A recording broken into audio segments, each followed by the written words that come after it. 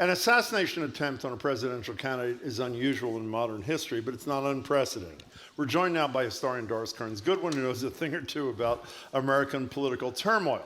Doris is a Pulitzer Prize-winning historian, best-selling author. Her latest is the fabulous New York Times #1 bestseller, An Unfinished Love Story, a personal history of the 1960s. Doris, it's great to see you. Thanks so much for being here. Glad to be with you. We're thrilled to have you. Well, so great to talk to you again, Doris. So let's start with the story that I had totally forgotten. Me too. About Teddy Roosevelt and the assassination attempt. Tell us. It's an incredible story. I mean, he was always known as a fighter with great resilience, but boy, did he show it that day. So he's outside his hotel in an open car, just ready to go to deliver a speech in Milwaukee, at the Milwaukee Auditorium. And he's waving to people, and all of a sudden somebody comes to the front of the line and shoots him point blank in the stomach. He falls down sort of in the chest area, He falls down onto the seat, and then he pops right up again. And he says, "We're going to the speech." And the doctor said, "No, you've got to go to the hospital." He said, "We are going to the speech." So he goes to the speech, they get in the green room, they take his shirt off, and they realize that the blood is as large as a man's hand. Oh, my God. And they said, "You have to go to the hospital." "No, I'm giving the speech." So he goes up, and he's on the platform for 84 minutes. Each one, page by page, gets thrown on the floor. They finally come up after half the time, and they say, "You've got to stop." And he's laboring to breathe, but he said, "I have to finish the speech." So he finishes the speech. They finally take him to the hospital, and they discovered that the incredible thing that had happened, his speech had been in his pocket, and it was so fat, no wonder, 84 minutes, right? That it deflected the bullet, which would have gone into his heart, into the other part of his chest. So he had to stay in the hospital for days because they were afraid of an infection. And then he finally comes out, and he's, of course, made a hero. And he was running in a very difficult situation. He was a third-party candidate running against his good friend Taft, who was the Republican. His former good friend Taft. His former good friend Taft. Certainly at that moment, his former good friend. And the Democrat, Woodrow Wilson. But the Democrats said at one point, the bullet that is lodged now in Teddy Roosevelt's chest has killed Wilson's chance for the presidency. And he was, I mean, you can imagine, I mean, Trump was able to achieve that heroic status by, then it was a good thing he did, standing up and saying, "Fight, fight, fight." He did this for 84 minutes. But in fact, as it turned out, it didn't change the trajectory, even though he got the biggest third-party vote ever, in 20%. But the incredible thing is he could only give one more speech. The doctors wouldn't let him out on the trail. But it was different from all his other speeches. He was a big name caller. He called Taft a pinhead. Taft called him a dictator. In fact, the New York Times was so upset about the vitriol in the campaign, they said this should be the first primary we've ever had. This is the first primary system. It should be the last. We should go back to those old convention systems. They were rational. But the last speech was filled with nothing about his opponents, only the forward-looking, and it was the best speech he made in the whole thing. You know, can I give out one little factoid, by the way, about the speech? The factoid is, it was a 50-page speech, 50 pages, and it was doubled over in his pocket. So essentially, the bullet had to go through 100 pages of speech. I mean, how great is that? It's just a great little story. You know, before we leave Teddy Roosevelt, as you said, that the pinhead and the dictator, the name-calling. So was that unusual then?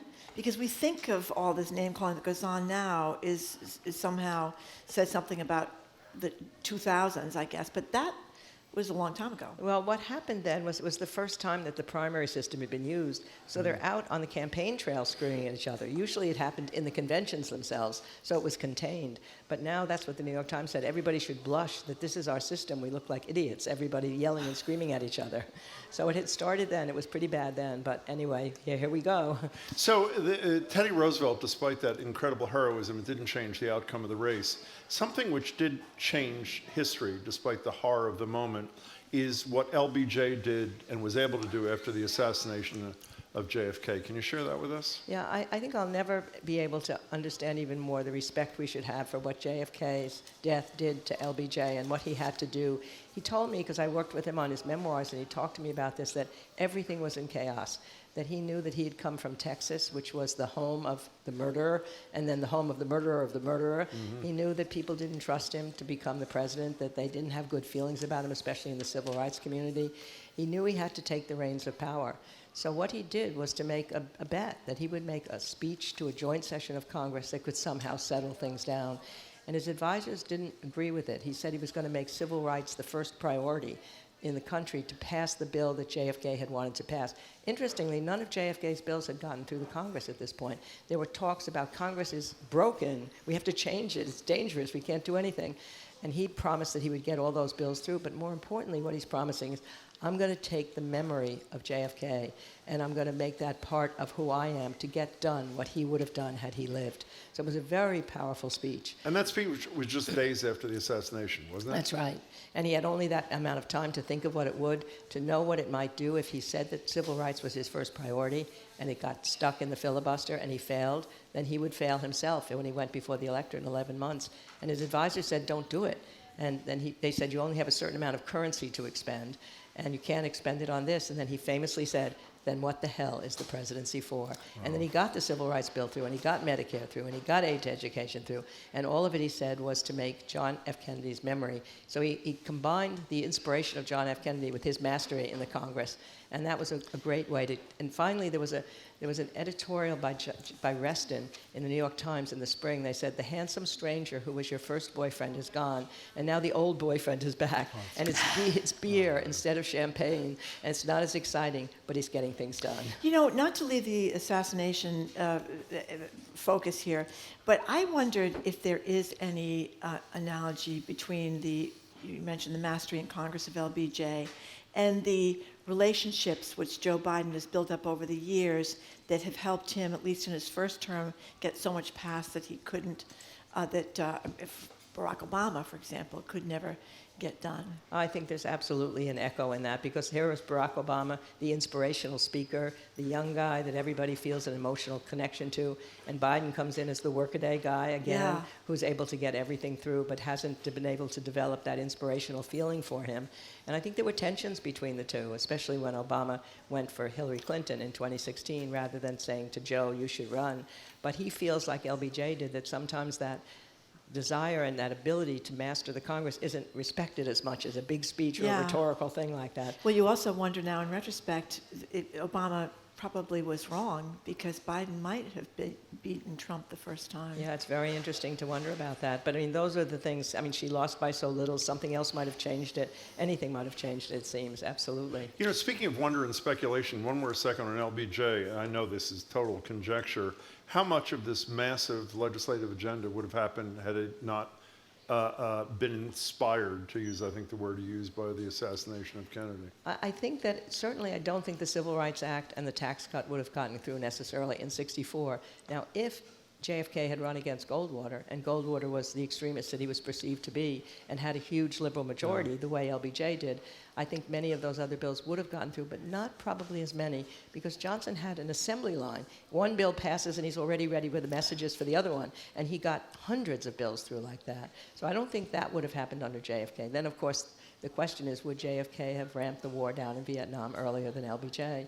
So in a certain sense, they're both the same sides of a coin. They both have strengths. They both have weaknesses. If you could clomb them together and we had John Fitzgerald Johnson, it would have been a great character. We're talking to I'm sorry. Doris Kearns Goodwin, Pulitzer Prize-winning historian, best-selling author. Her latest book is an unfinished love story, a personal history of the 1960s. So for our younger listeners who may not have remembered much about the assassination attempt against Ronald Reagan, tell us about that. Yeah, here again is another attempt where something happens that's positive and forward-looking as a result of it. In 1981, he was outside a hotel and he was shot. And then he, sort of like Trump, he said to the people of the Secret Service, let me walk into the hospital alone when he got there. Not alone, but not on my feet. As soon as he got into the hospital, he collapsed. I mean, he was really badly hurt.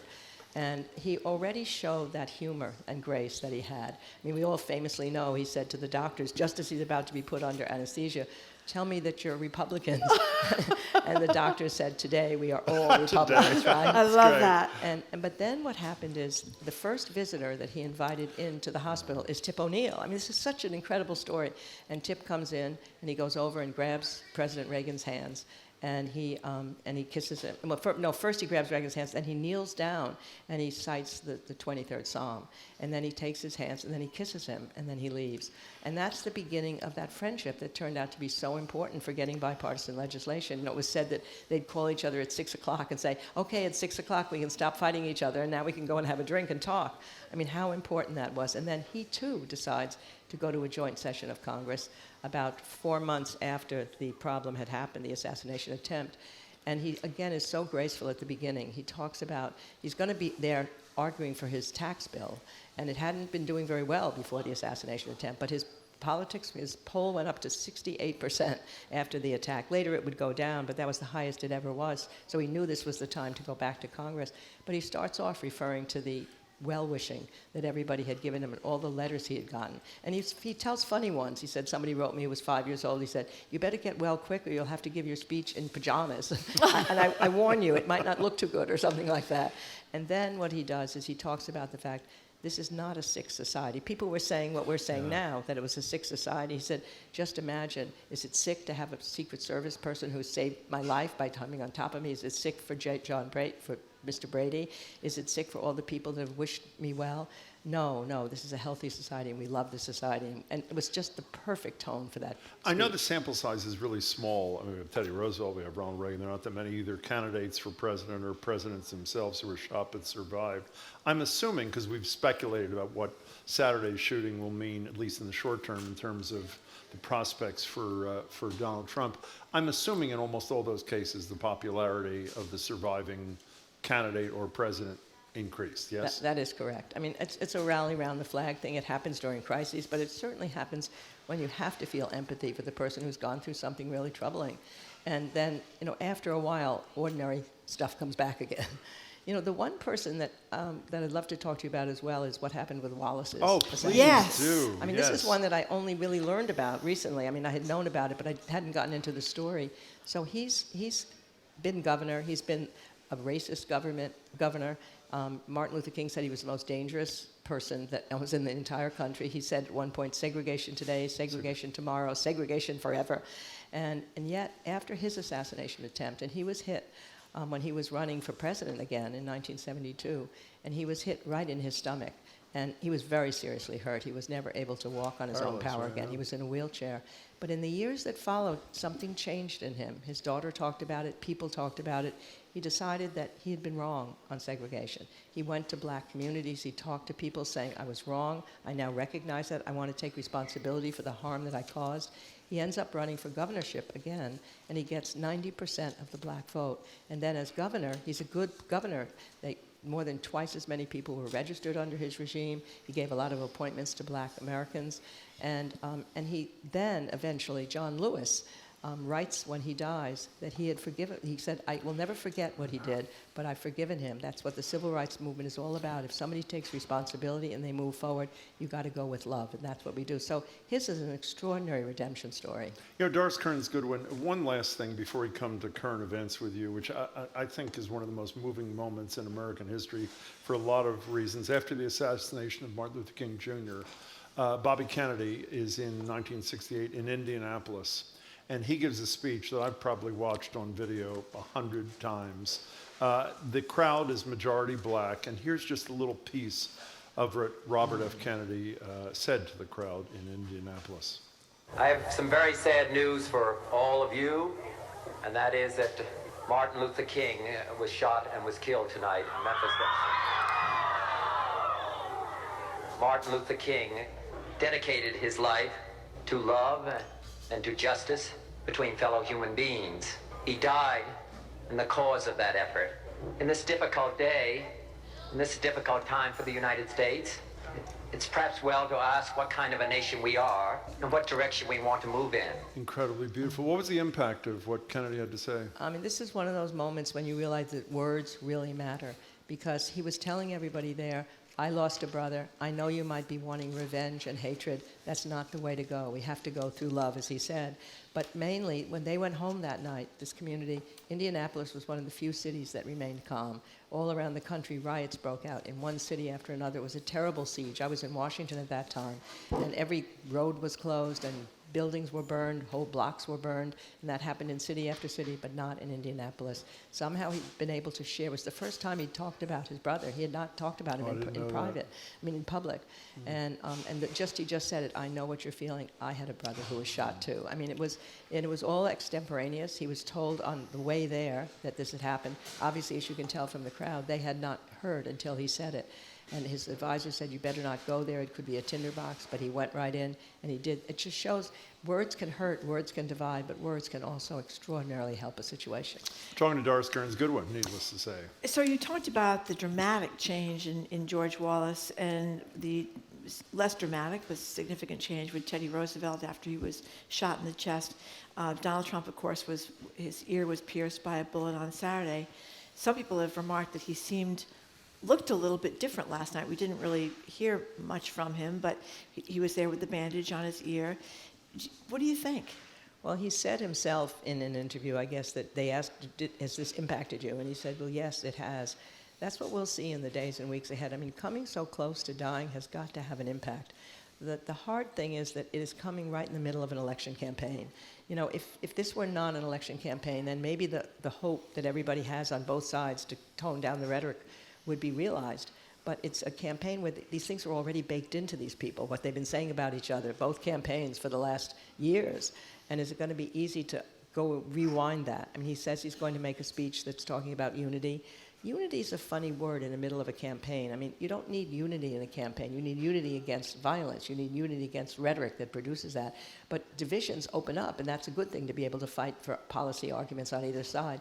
But we could at least ask, I think, for decency, you know, for compassion, for empathy, for the qualities that you should be having as you run against somebody. You see the other person as your opponent, not as your enemy. You see the other person as a human being.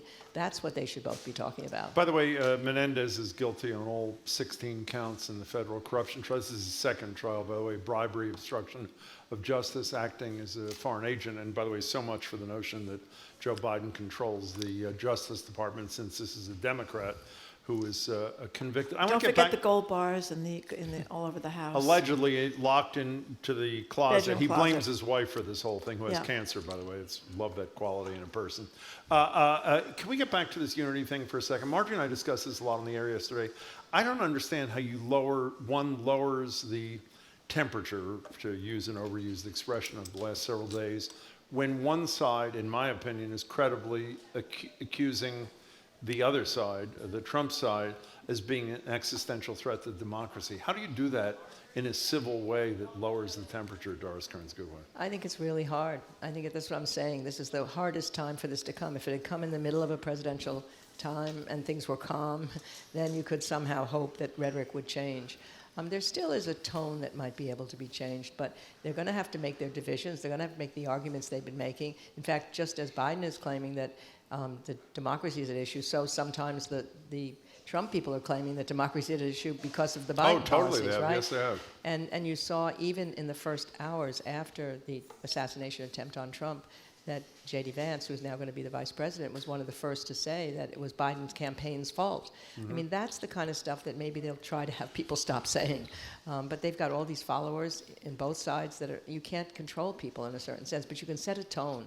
And maybe we can hope that it'll be somewhat of a better tone. But as I'm saying, I feel less hopeful because it's right in the middle of a campaign. It's hard to change people's way of thinking. These things are all in their heads. They're going to come popping out. They say the same things over and over and over again. Doris Kearns Goodwin, I am not a fan of the former president, but it was an incredible thing he did after having his ear pierced by the bullet when the Secret Service were trying to move him, and he said, I want my shoes, didn't want to be barefoot or in his socks coming off the stage, and then he wanted them to wait while he put his fist up in the air. You've looked at a lot of presidents.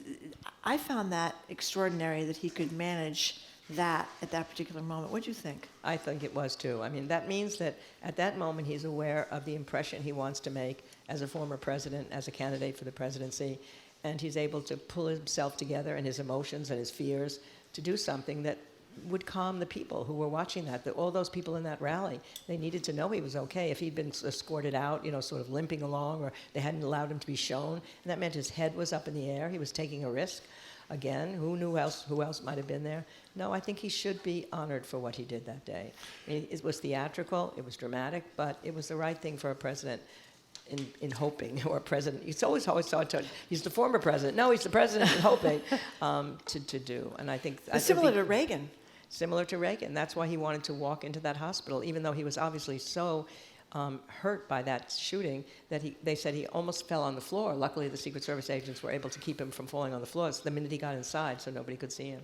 So, last few minutes, stay on current events if we can, Doris Kearns Goodwin. I think you said somewhere in Anderson Cooper somewhere the other day that if Joe Biden was to step down, the perfect spot to do it was at his Saturday speech. I think it was Saturday, scheduled at the LBJ Library, which obviously was canceled. Here's a little sound from Lyndon Johnson announcing he would not be seeking re-election. It's from 1968. I do not believe that I should devote an hour or a day of my time to any personal partisan causes or to any duties other than the awesome duties of this office, the presidency of your country. Accordingly, I shall not seek and I will not accept the nomination of my party for another term as your president. You know, one of the issues that everybody talks about, Barry Goldwater leading 3 Republicans in to see Richard Nixon. The next day, he stepped down. Joe Biden continues to say, including last night with Lester Holt, the decision has been made. He doesn't say these words. Nancy Pelosi doesn't have to wait for me to make a decision. I've done it. And then we all speculate, who does he listen to? Is it Jill Biden? Is it Hunter? Whoever. Who did Lyndon Johnson listen to? Well, what happened was a couple things. The Tet Offensive had occurred at the end of January, so the Vietnam War was in a tough place. And he was told by the generals that the only way we could get a stalemate, just a stalemate, was to send 200,000 more troops. Mm-hmm. So he decided he had to wind the war down. That was the first decision he made before he went and withdrew from the race. And then he realized that if I try to say I want to go to the peace table and I want to stop the bombing, which he was going to do, they won't believe me if I'm a political candidate. So that was made. It was certainly talked about with Lady Bird Johnson. She was his main advisor. He didn't talk about it to very many other people. It was a total surprise to most people, even the people on his staff. But what he was saying there, and that's what he got enormous acclaim for doing that. I mean, all of a sudden, his public opinion disapproval had been 58%. Now, the next day, it was 58% approval. It had flipped. He went around the streets. People are carrying signs, thank you, instead of signs, hey, hey, how many kids did you kill today? And more importantly, every editorial said he had put principle above politics, that after 37 years in office, this was the most unselfish act he had done for the country. And he was so happy. And then sadly, on April 3rd, goodly on April 3rd, first North Vietnam said they're coming to the table. Mm-hmm. And he had all the White House plane filled with everybody going over to Hawaii to start the talks. Then April 4th, Martin Luther King is killed. So fate keeps intervening time and again. That's why even now, it seems like we've been through so much that the campaign is set. All we can bet on is we have no idea what's going to happen between now and September and now and October and now and November. But for LBJ, it really was a moment that historians will give him credit for because politics had been his whole life. His daughter Lucy said it was like political suicide for him to commit, to be able to say, I'm not going to be in public life anymore in that way. And he gets honored for it. Well, you know, we're premature because we don't know what's going to end up happening with Joe Biden. But so far, he said he's staying in the race. And you're a historian. You know, he could be viewed as doing, it looks like he's losing big time. He could be viewed as doing a very unselfish act for his country or not. Do you have any predictions, Doris Kearns Goodwin? If you ask me 50 years from now, I'll tell you what he did. I'll come right back here and say, maybe even 1 year from now, I can tell you. It's really hard to know. I mean, I know there's lots of pressure on him to step down, not because he hasn't been a great president, but a good president during this period of time. He's gotten more done in one time. Although when he sometimes says, I've gotten more done than anyone since FDR, then I get mad because LBJ was there. LBJ, I was thinking absolutely. of you just last night, actually. But I think that the question would be if somebody could persuade him that he's been a great president for now, but are the concerns about his age and health such that it will hinder his chance of running. And what he's running for is an election that he thinks is more important than any other election. Democracy is at stake. He could then still be an elder advisor to the person who was going to run.